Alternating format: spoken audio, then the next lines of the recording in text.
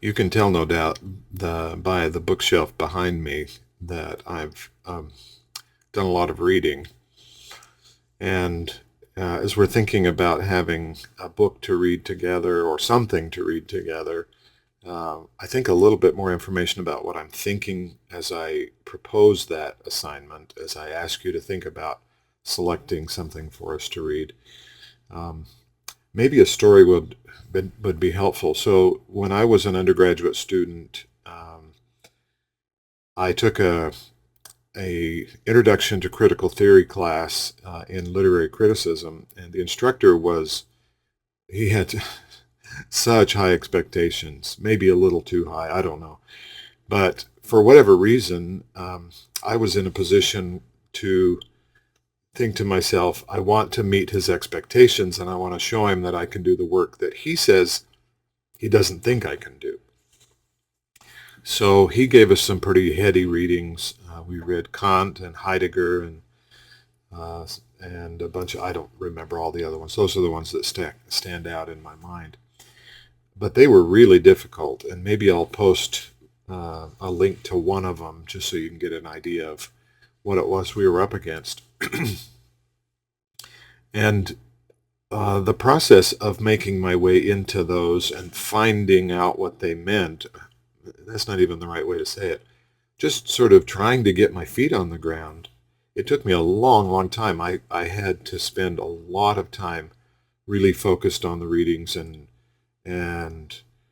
reading and rereading and thinking and going back and forth. And I remember feeling a great sense of satisfaction when some of the ideas began to emerge and be somewhat clear. I was really amazed and kind of um, pleased by that. Like, okay, I'm getting some of this. So if they had been too hard for me, way way above my head, in another language, for example, or in Middle English, which is kind of a separate language from English. Old English certainly is. I would have struggled more and maybe not been able to do as much, probably not been able to do as much and given up. So there's that sweet spot, and this was a page earlier in this module about the zone of proximal development it's above your head. It's more than you can do right now, but you can pull yourself up into it, particularly if you have someone to collaborate with, like other people in the class or an instructor or a tutor or someone at home that is like-minded and interested in helping. So as you look at the kinds of readings that we might do, I'm encouraging you to think about, can we pick some things that's a little bit above our heads and pull ourselves up into it?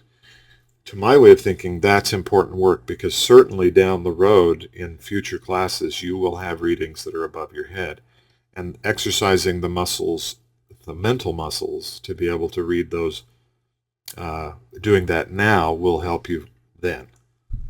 So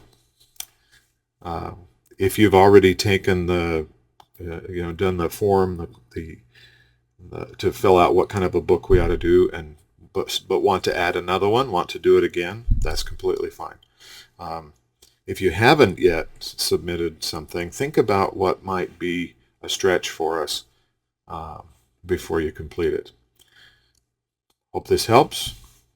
Call or text or schedule a checkpoint, and we'll see what we can do to help you.